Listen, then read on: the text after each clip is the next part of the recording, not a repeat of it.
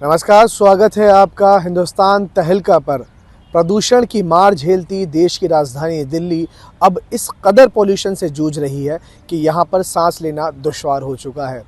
दिल्ली सरकार ने ग्रैप यानी ग्रेडेड रेस्पॉन्स एक्शन प्लान की स्टेज 4 को जो है अब यहाँ पर लागू कर दिया है। इसमें कई तरह के प्रतिबंध भी जो हैं अब दिल्ली में लगा दिए गए हैं, जिसमें सबसे जो सरे फहरिस्त है वो ये है कि BS4 और उससे नीचे की जितने भी तमाम गाड़ियाँ हैं वो दिल्ली में प्रतिबंधित हो गई हैं। डीजल की किसी भी गाड़ी पर जो है अब दिल्ली में चलने पर रोक लगा दी गई है। स्कूल में 10th और 12th के बोर्ड एग्ज़ाम है, इसी वजह से उन 2 क्लास के छात्रों की क्लासेस ऑफलाइन होगी।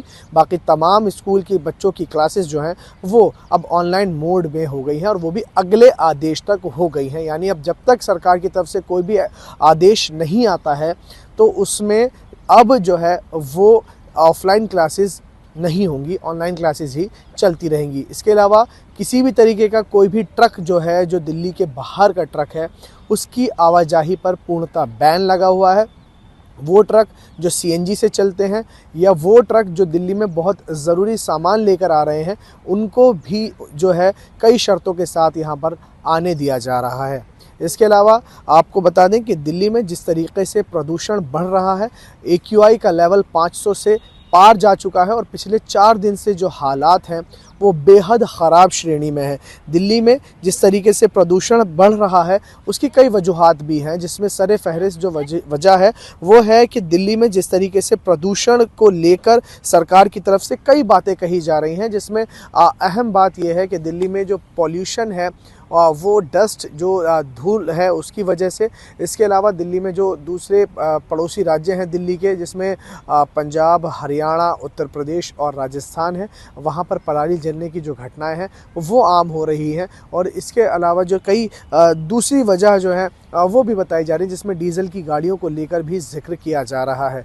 लेकिन अभी सरकार ने जो है वो ग्रैप 4 जो है लागू कर दिया है। दिल्ली के पर्यावरण मंत्री गोपाल राय ने खुद इस बात को कहा है कि दिल्ली में अब जो है वो ग्रैप 4 की स्टेज को जो है लागू कर रहे हैं, जिसमें कई तरह की जो बैन्स हैं वो मैंने आपको बताया कि वो लगाए गए हैं। इसके अलावा दिल्ली में अगर ज़रूरत पड़ती है तो सरकार ऑड इवन को भी लेकर आएगी। यानी ऑड इवन का मतलब होगा कि वो गाड़ियां जो ऑड नंबर की होंगी वो ऑड डेज़ पर चलेंगी और जो इवन नंबर्स की होंगी वो इवन नंबर्स में चलेंगी, जैसा कि दिल्ली में पिछले कई सालों से होता हुआ भी आया है। दिवाली के बाद जिस तरीके से दिल्ली की हवाओं में जहर घुल रहा है, सांस लेने में तकलीफ़ और लोगों को जो है जीने में खासा परेशानी हो रही है, उसके बाद अब सरकार एक्शन में दिखाई तो दे रही है, लेकिन धरातल पर जो सच्चाई है वो क्या है। अभी जहां पर मैं मौजूद हूं ये दिल्ली की जननी यमुना नदी का घाट है और इस घाट पर आप मेरे पीछे देखेंगे तो यमुना नदी दिखाई देने में मुश्किल लग रही है,